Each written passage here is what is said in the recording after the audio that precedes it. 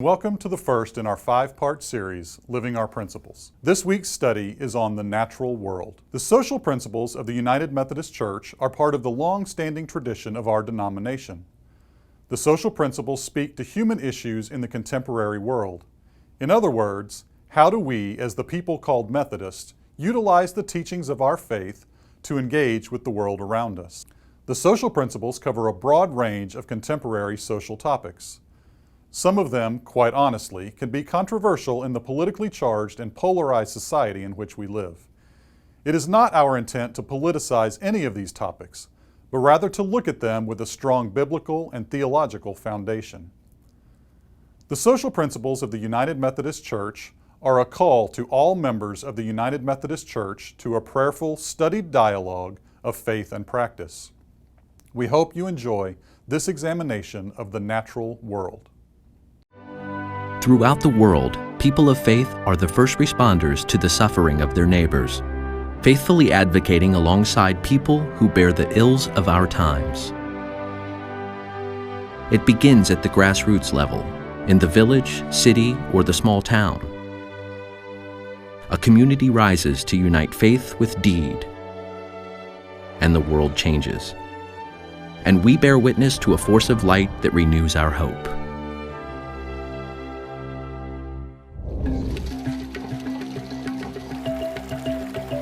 Water, air, soil, minerals, energy resources, plants, and animal life. The natural world is all around us. As humans, we rely on nature, and in turn, it is up to us to protect and conserve its resources. And we should care for it, not only because it is useful to us, but because nature supports the whole of creation. From the Congo to Appalachia, from Mindanao, Philippines to Nairobi, Kenya, stewards of the earth are challenging authority. This is a march against mountaintop removal. What they've done to the mountains, it makes me want to cry. And they were just hauling us through there like we were criminals. These stewards of the earth are actively seeking solutions for a more ecologically equitable and sustainable world. These are the stories of stewards of the earth.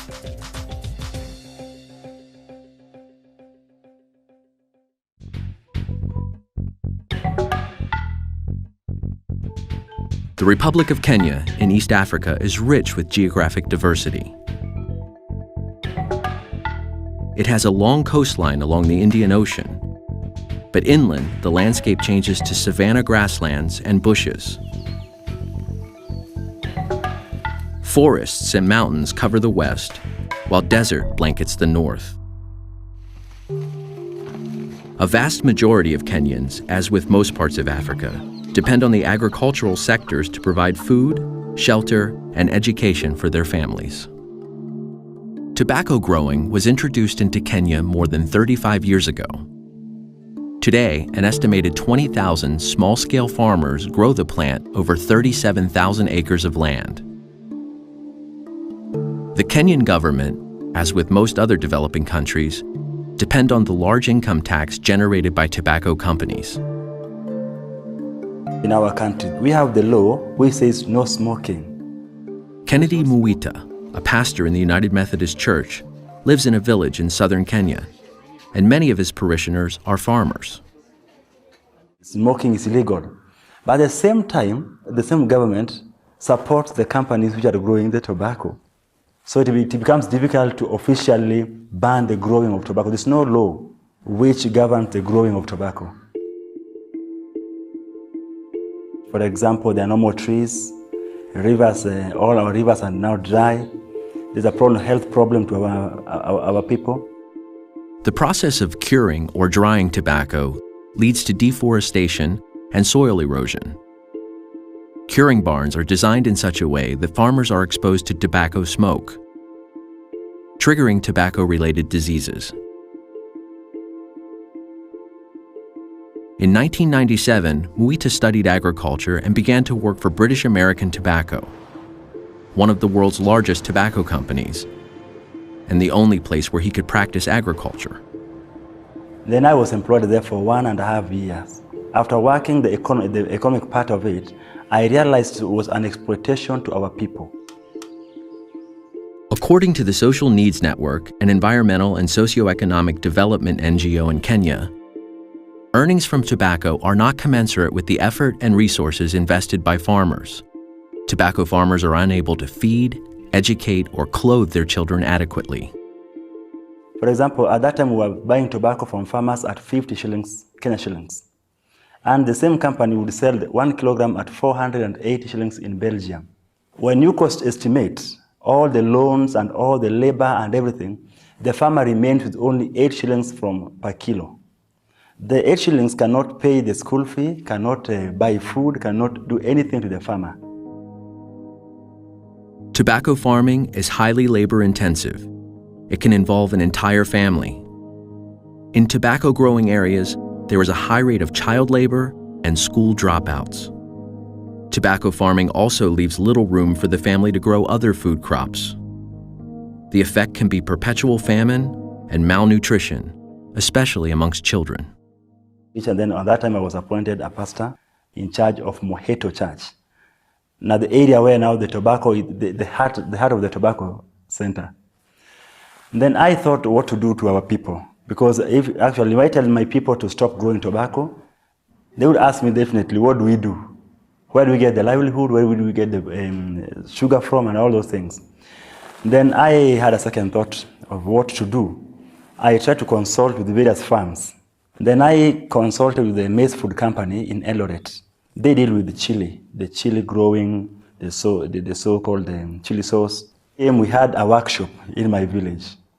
Then we called the farmers around, they came, we discussed with them, we discussed the piloting program, on how we can start the growing of chili. But it didn't pick up well. Only 20 farmers responded positively because it was a new invention, a new technology. They knew chili as a crop only meant for birds and poultry when they're sick. And they've never seen chili being sold anywhere. The 20 farmers grew the chili. After 1 year, the company came and bought the chili. The number kept on increasing. Now, this is the 4th year. We have about 400 farmers who have adopted the technology of growing chili. We found that the farmer will be getting about 68 shillings by the end of the day as a profit from the chili.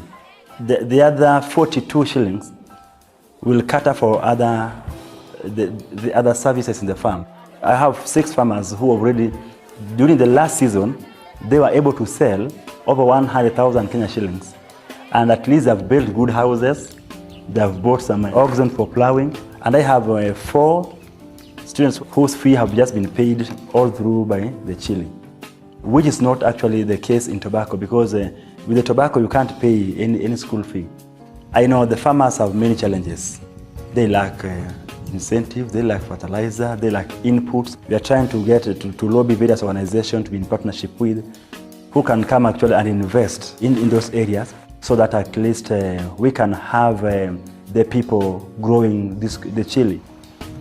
Well, I'm seeking partnerships to help the farmer who can come and either loan or give the farmer some motivation, some input. What tobacco has left us with is poverty. We had cows, we no longer have cows. We have sold cows to buy food. We spend the time in the farm growing tobacco. We had goats, we had timber, we had wood, but they're no longer there. So we are looking for partners who can come and at least help us wake up from where we are to a better standard.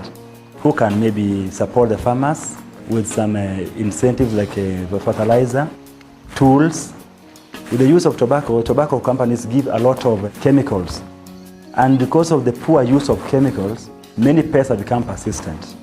Partners who can also partner with us actually to conduct workshops and seminars to teach farmers to change from this tobacco to other productive crops, which are not harmful to our environment. And in fact, because this, like the company we are partnered with, does not conduct workshops with the farmers. They just came to help us just to buy the chili from the farmers. And we are not able to conduct workshops because actually they're expensive to moving up and down, moving around. And that's why actually the number has not been so much. But if we would have another option on how we can reach many, I think it would be better. So that's why we are looking for partners.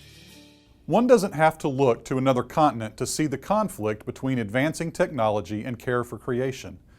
We merely have to step outside or turn on our televisions, radios, or computers to see a struggle between advancement, in whatever way you want to define that, and our duty as Christians to care for creation. In virtually every city and town, discussions are being held on issues such as tree ordinances, public transportation, industrial regulations, and flood control. We live in a society where we must constantly balance our desire for economic expansion and care for creation. We live in a society where we can no longer assume that future generations will experience the earth the same way previous generations have. The opening section of the Social Principles on the Natural World reads, "All creation is the Lord's, and we are responsible for the ways in which we use and abuse it. Water, air, soil, minerals, energy resources, plants, animal life, and space are to be valued and conserved because they are God's creation and not solely because they are useful to human beings. God has granted us stewardship of creation. We should meet these stewardship duties through acts of loving care and respect. Economic, political, social, and technological developments have increased our human numbers and lengthened and enriched our lives. However, these developments have led to regional defoliation, dramatic extinction of species, massive human suffering, overpopulation, and misuse and overconsumption of natural and non-renewable resources, particularly by industrialized societies. This continued course of action jeopardizes the natural heritage that God has entrusted to all generations. Therefore, let us recognize the responsibility of the Church and its members to place a high priority on changes in economic, political, social, and technological lifestyles to support a more ecologically equitable and sustainable world, leading to a higher quality of life for all of God's creation." This section of the Social Principles covers 8 distinct areas: water, air, soil, minerals, and plants, energy resource utilization, animal life, global climate stewardship, space, science and technology, food safety, and food justice. We encourage you to read the entire section, but today we will summarize just a few of the key points. One area of consideration in examining the natural world overall is climate justice. While this topic has received a great deal of political attention in recent years, climate justice and our responsibility to the environment are firmly rooted in the Bible and the traditions of the United Methodist Church. In Genesis, God looks at all of creation and declares it to be very good. Isaiah prophesies, "The earth dries up and withers. The world languishes and withers. The heavens languish together with the earth. The earth lies polluted under its inhabitants, for they have transgressed laws, violated the statutes, broken the everlasting covenant." In the biblical creation story, God gives humankind dominion over all creation. Humans were created by God to care for, to be stewards of God's creation. Isaiah warns his readers that failure to accept that responsibility of stewardship results in a wounded earth. And a wounded earth is mourned by the heavens. When humans wound God's creation, God feels the wound. Our United Methodist tradition affirms that all creation is the Lord's, and we are responsible for the ways in which we use and abuse it. All of creation is to be valued simply because it is God's, not because it has some value or use to humans. We are the stewards of and are called to care for God's creation. Again, many of these issues can easily become political discussions rather than theological discussions. That's just the nature of the world in which we live. But the social principles are specifically described as speaking to human issues in our contemporary world. We live in a contemporary world where issues surrounding the care of creation have become a political conversation. It is our duty as the people called Methodists to utilize Scripture, tradition, reason, and experience to engage in a prayerful, studied dialogue of faith and practice. To that end, paragraph 160.d speaks to global climate stewardship. We acknowledge the global impact of humanity's disregard for God's creation. The adverse impacts of global climate change disproportionately affect individuals and nations least responsible for the emissions. We therefore support efforts of all governments to require mandatory reductions in greenhouse gas emissions and call on individuals, congregations, businesses, industries, and communities to reduce their emissions. The Bible also informs our understanding of food justice. In Ezekiel we read, "Behold, this was the guilt of your sister Sodom. She and her daughters had pride, excess of food, and prosperous ease, but did not aid the poor and needy." Likewise, the book of Leviticus states, "And when you reap the harvest of your land, you shall not reap your field right up to its edge, nor shall you gather the gleanings after your harvest. You shall leave them for the poor and for the sojourner. I am the Lord your God." We will always live in a world where some people have more than others. But we should also be living in a world where those who have more than they need share the bounty with those who suffer. There is a strong biblical foundation for taking care of the poor and the needy. In fact, Jesus speaks to it directly during the Sermon on the Mount. "Lord, when was it that we saw you hungry or thirsty or a stranger or naked or sick or in prison and did not take care of you?" Then he will answer them, "Truly I tell you, just as you did not do it to one of the least of these, you did not do it to me." When we withhold dignity and the basic necessities of life from someone else, we are withholding from Jesus. "Just as you did not do it to one of the least of these, you did not do it to me." I am fortunate that I have access to all the food I could ever want or need. Within 3 miles of my house, there are 5 major chain grocery stores where I can buy any food I want from anywhere around the world. There are dozens of corner markets where I can pick up a quick snack. I can have my pick of not 1 but 2 different farmers markets and 2 different pick-your-own produce establishments. But if I drive just a few miles down the road, I suddenly find myself in a food desert. There are communities all around us where there is no grocery store. There are communities within the bounds of our conference where the only available grocery store charges such exorbitant prices that some in the town can't afford to buy their food there.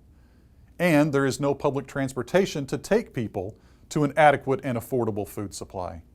This is denying people of access to a basic necessity of human life. For these reasons, the social principles clearly state, we support policies that increase access to quality food, particularly for those with the fewest resources. We affirm local, sustainable, and small-scale agriculture opportunities that allow communities to feed themselves. We decry policies that make food inaccessible to the communities where it is grown and the farm workers involved in its growth. Further, we call upon our churches to do all in their power to speak prophetically to the matters of food supply and to the people who grow the food for the world, and to develop ministries that build food security in local communities. These are just a few examples of the way in which United Methodists have publicly declared that they will put their faith into action. If you want more information on any of these topics involving the natural world, I hope you will find time to look deeper into paragraph 160 of the Social Principles. John Wesley is quoted as saying, "Christianity is essentially a social religion. To turn it into a solitary religion is indeed to destroy it." In other words, we are called to live our faith in the public sphere. We are called to heed the teachings of the Bible and the traditions of our faith, and to live boldly in society. We hope this short examination of the natural world has sparked within you a desire to engage in a prayerful, studied dialogue of faith and practice. And we hope you will use these videos with others to take a closer look at what it means to live as persons of faith in this world. Please join us next week as the Reverend Amigdio Rosales leads us through a discussion of the nurturing community. Thank you for joining us.